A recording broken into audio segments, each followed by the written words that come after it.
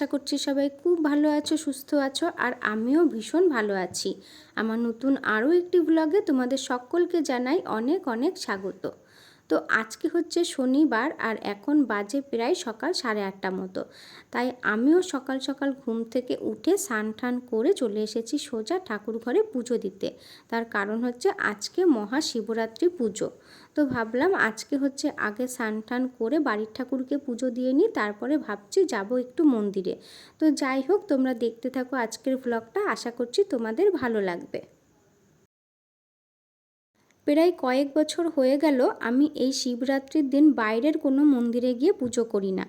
বিয়ের পরে বাবা এই শিবলিঙ্গটা আমাকে এনে দিয়েছিল। আমাদের বাড়িতে কোনো শিবলিঙ্গ ছিল না, কিন্তু আমি বাবাকে বলেছিলাম যে আমাকে একটা ছোট্ট দেখে শিবলিঙ্গ এনে দেবা।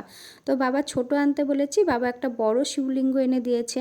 তো যাই হোক, বিয়ের পর থেকে শিবরাত্রি বলো আর নীল পুজোর উপসী বলো, আমি এই শিবলিঙ্গেই জল দিই। তো এবার কেন জানি না আমার খুব ইচ্ছে করছিল যে বিয়ের আগে আমি যেখানে গিয়ে জল ঢালতাম সেই মন্দিরে একটুখানি যেতে। তো সেই ইচ্ছেটা হওয়ারও কারণ আছে।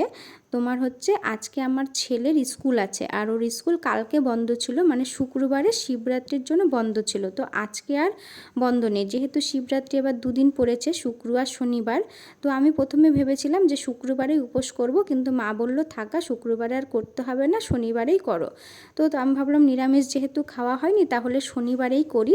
তো শুক্রবারে নিরামিষ খেয়েছি, তাই আজকেই উপোসটা করেছি। তো যাই হোক, আমার ভীষণ ইচ্ছে হলো যে ওখানে গিয়ে একটুখানি বাবার মাথায় জল দিই।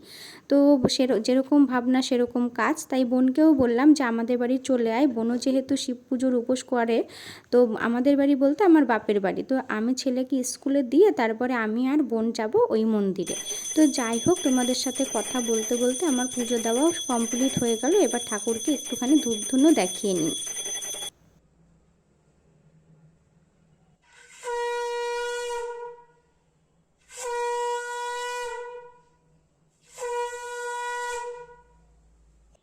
আমি খুব ছোট থেকে শিবরাত্রি করতাম। বেশিরভাগ দেখবে মেয়েরাই শিব ঠাকুরের একটু বেশি ভক্ত হয়, ছেলেরাও হয় কিন্তু মেয়েরা একটু বেশি হয়।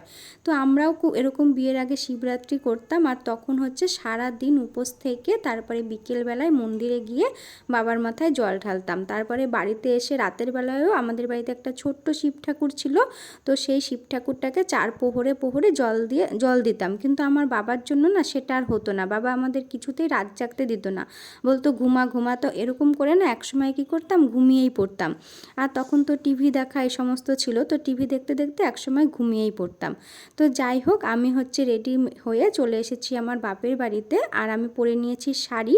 তো শাড়ি টাড়ি আমি এখানে এসেই পরেছি। তো যাই হোক, আমাকে কীরকম লাগছে অবশ্যই জানিও। আর এখানে বোন হচ্ছে রেডি হচ্ছে, আর এখানে হচ্ছে শিব ঠাকুরের জন্য সব ফল তারপরে ফুল দুধ সব সাজির মধ্যে গুছিয়ে নিয়েছি।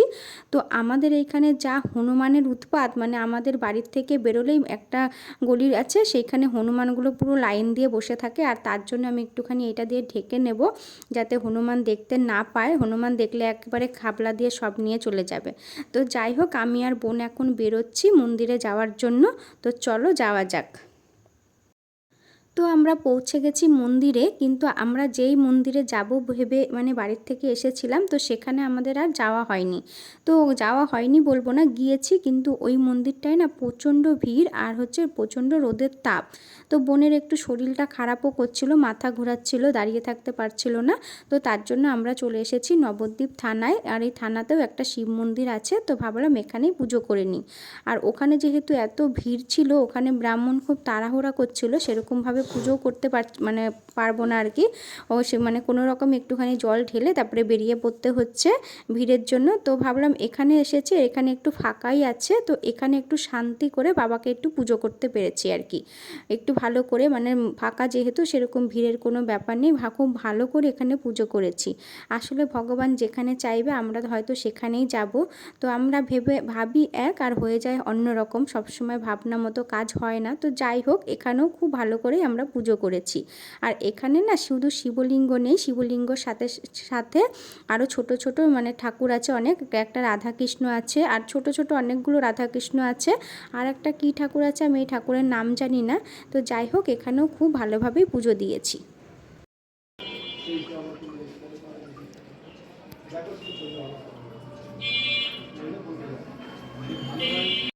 তো বন্ধুরা এখন বাজে প্রায় দুপুর 2টো মতো, আর আমাদের পুজো খুব ভালোভাবে হয়ে গেছে, খুব ভালোভাবে শান্তি মতো পুজো করেছি।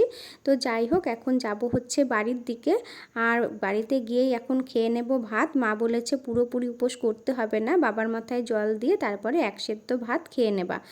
তো এতক্ষণ খিদে পাইনি, কিন্তু পুজো যেই হয়ে গেছে আর এখন না প্রচণ্ড খিদে পেয়ে গেছে। এর আগে কি শুধু জল পিপাসা পেয়েছিল, কিন্তু খিদে সেরকম পাইনি।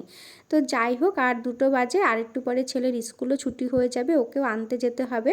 তো চলো বাড়ির দিকে যাওয়া যাক। আর আজকের মতো ভ্লগটা আমি এখানেই শেষ করছি। আমার আজকের ভ্লগটা যদি তোমাদের ভালো লেগে থাকে প্লিজ একটা লাইক করে দিও, আর দেখা হবে নতুন কোনো ভ্লগে। ততক্ষণের জন্য টাটা।